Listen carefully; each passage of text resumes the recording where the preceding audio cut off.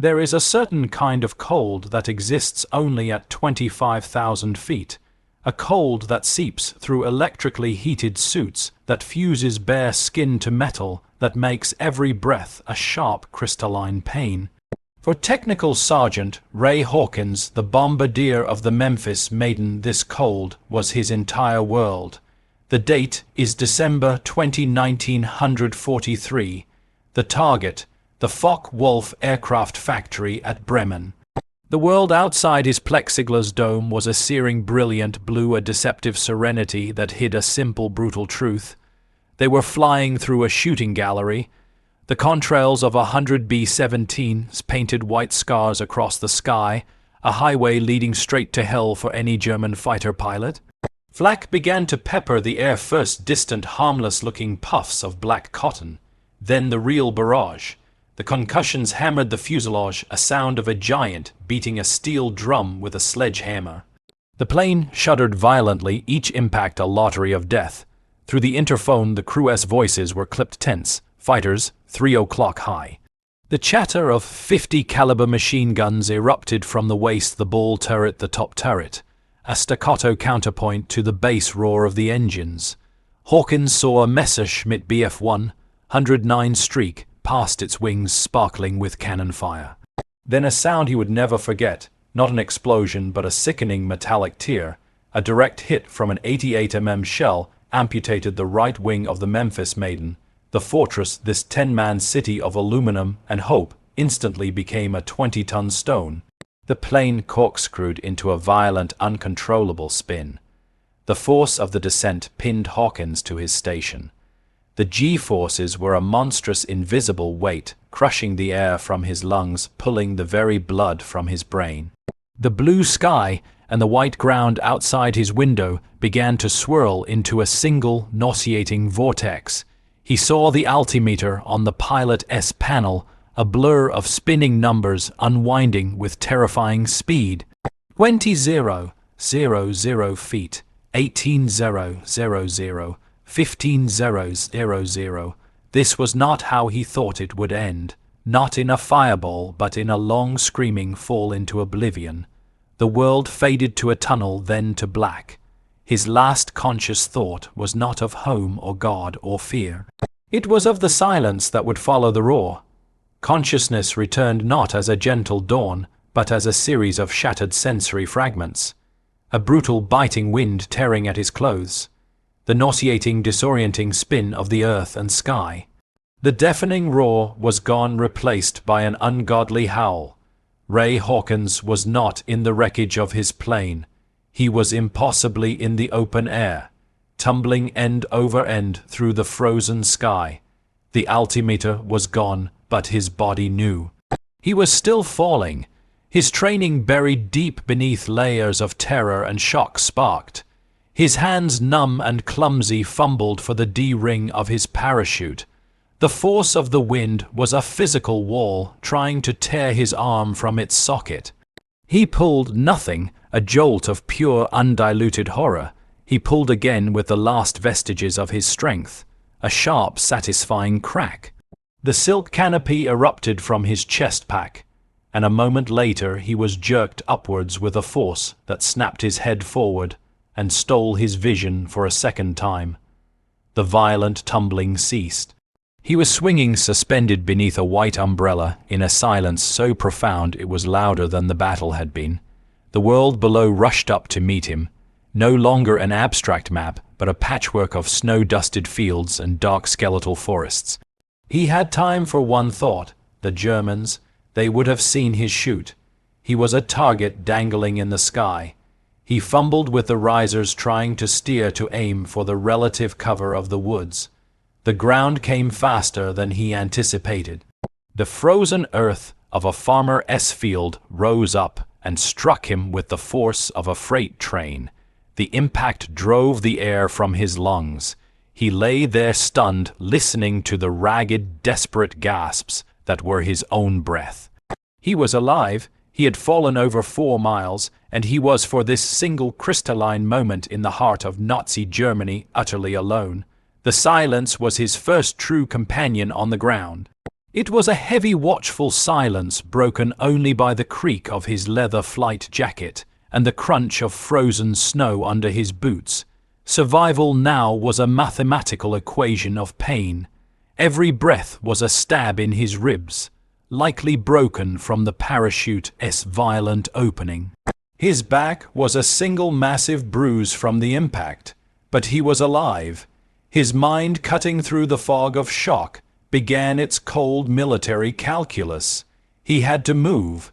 The Memphis Maiden had been part of a massive formation. Her death would not have gone unnoticed.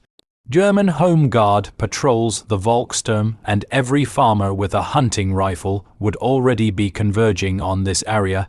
His first action was one of burial. With stiff, aching fingers, he gathered up his parachute, the very instrument of his salvation, and now his greatest liability. Its brilliant white silk was a flag against the dull winter landscape. He scooped out a shallow grave in the frozen earth beneath a dense pine, stuffing the silk, and his Westlife vest into the hole, covering it with dirt, leaves, and a dusting of snow. It was invisible. Next he checked his gear. His .45 caliber pistol was still in its holster. A few hard candies in a pocket. A small escape map of Europe printed on silk. No food. No water. He was alone behind enemy lines with little more than the clothes on his back. He oriented himself using a sliver of the pale winter sun filtering through the clouds. West. He had to go west towards the advancing Allied lines hundreds of miles away. The forest became his world. Every shadow was a threat, every snapped twig in the distance a potential enemy. He moved not as a man but as a ghost from tree to tree, pausing for minutes at a time to listen. The sound of a distant dog bark sent a jolt of pure adrenaline through his system.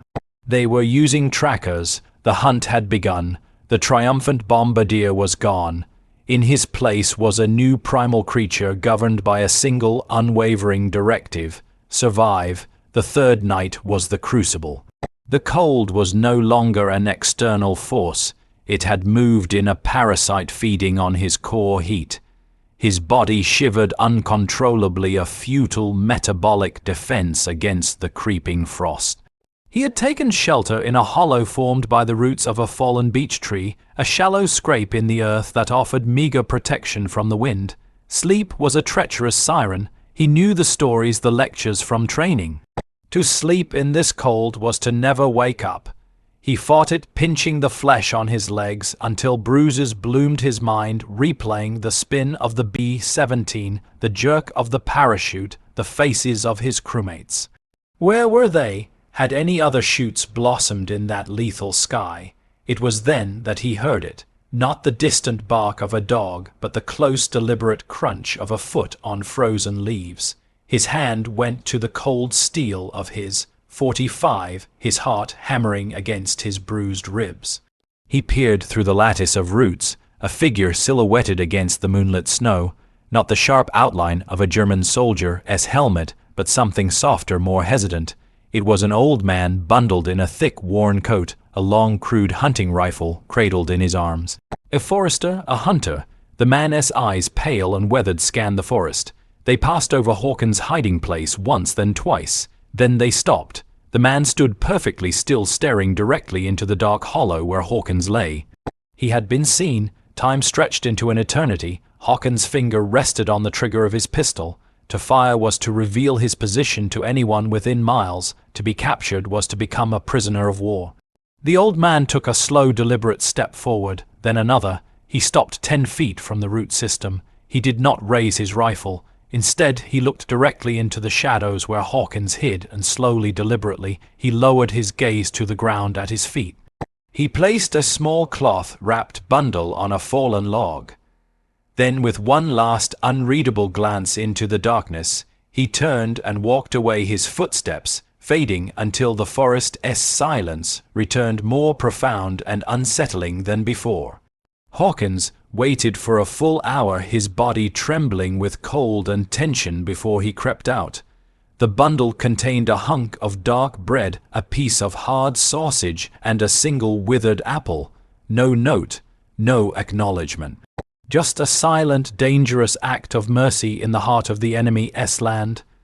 The bread and sausage were gone in 2 desperate mouthfuls, the apple core buried deep in a pocket. The encounter with the old forester had shattered any illusion of secrecy. He was a marked man. The act of mercy was also a warning. If one local had found him, others could, and the next might not be so charitable.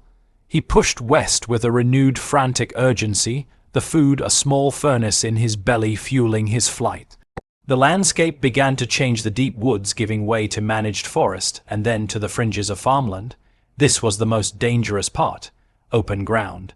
He found a shallow, half-frozen creek and waded into the numbingly cold water, walking upstream for nearly a mile to break his scent trail from any dogs. His boots were blocks of ice, his feet numb stumps. As dawn tinged the sky a dirty gray, he saw his objective, a rail line. It cut through a shallow, cutting a steel river flowing west. This was his new vector. He could not walk openly on the tracks, but he could use the cover of the tree line that ran parallel. It was there, concealed in a thicket of brambles, that he saw them. 2 German soldiers on bicycles, rifles slung over their shoulders, pedaling lazily along a dirt service road that followed the rail line. A routine patrol. They were young, laughing about something, their breath pluming in the cold air. They were so close he could see the buttons on their uniforms. Hawkins froze, pressing himself into the frozen earth, becoming a part of the landscape. He held his breath. The sound of his own heart was a drumbeat in his ears.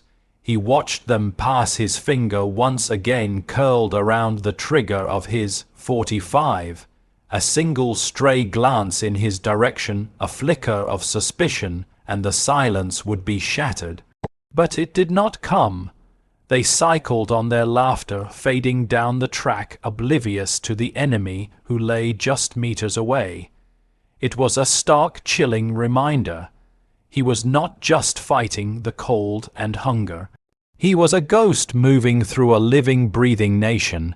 Every face was a threat, every cottage a potential garrison, every moment a test of nerve. The vast, impersonal war of bombing runs and fighter screens had collapsed into this, an intimate, terrifying game of hide and seek, where a single cough, a misplaced footfall could mean the end. On the 7th day, the character of the war changed. The distant thunder he had grown accustomed to, a constant rumble on the western horizon, was no longer distant. It was the sound of individual artillery pieces, the crump of mortar shells, the staccato chatter of machine gun fire, sharp and clear, carried on the wind. He was close, so close that the air itself tasted different, smelling of cordite and damp earth and spent explosives. He moved now with an almost delirious focus, the pain in his ribs and the numbness in his feet fading into background noise. Hope, a dangerous and long-suppressed emotion, began to flicker in his chest. He crested a low wooded ridge, moving from tree to tree like a shadow. Below him lay a scene of organized chaos, a river valley scarred with fresh foxholes and zigzagging trenches.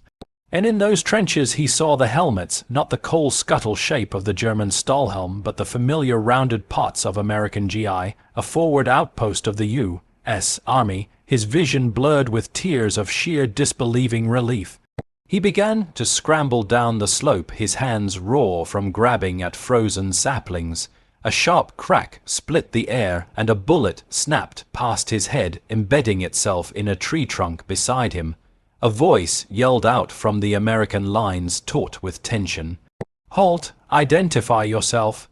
They had seen a lone, ragged figure emerging from the German side of the line. He was still in his filthy, torn flight suit, indistinguishable at this distance from an enemy soldier. Hawkins froze, his hands shooting into the air. He fumbled for the words, his voice a dry, cracked croak. "Don T. Shoot. I am American. Air Corps. B-17 Bombardier." He kept shouting it, a desperate mantra, as he slowly, carefully walked forward. A squad of infantrymen, their M1 Garands trained on him, rose cautiously from their positions. They looked at him not as a returning hero, but as a potential threat, a phantom. It was only when he was close enough for them to see the U.S. Army insignia still visible on his tattered jacket, to see the hollow, wild look in his eyes, that their rifles slowly lowered. He had reached the end of his journey. He had crossed the line. The interrogation tent was a world of stark contrast. The warmth from a pot-bellied stove felt alien, almost painful against his skin. The hot, bitter coffee they handed him was a sacrament. The intelligence officers were methodical, skeptical. His story was by any measure unbelievable. A 20,000-foot fall without a parachute, a week-long trek through the German heartland. They checked his dog tags, radioed his bomb group. The confirmation came back. The Memphis Maiden was listed as lost with all crew. Ray Hawkins was officially killed in action. He was a ghost reporting for duty. He was put on a truck, then a plane, and finally returned to his base in England. The reunion was a somber, surreal affair. Men he had drunk with days before looked at him as if he were an apparition. His locker had been cleared out, his personal effects already packaged to be sent home to a grieving family. He learned the full cost of that December mission. Only 2 chutes were seen to emerge from the disintegrating Memphis Maiden. His was one. The other gunner had been captured. The other 8 men, his friends, his crew, were gone. He had not just survived a physical ordeal, he had survived a fate he was meant to share. In the quiet of a new barracks, the silence returned, but it was a different silence now.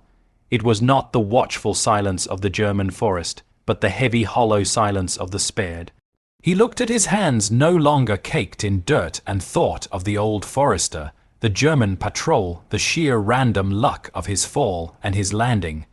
There was no grand strategy, no divine plan in his survival. It was a chaotic, brutal intersection of chance and instinct. His war was over, but the memory of the fall, the long walk, and the faces of the men who did not return would become the permanent terrain of his mind. His miraculous survival was not a victory but a debt he would spend the rest of his life repaying simply by remembering.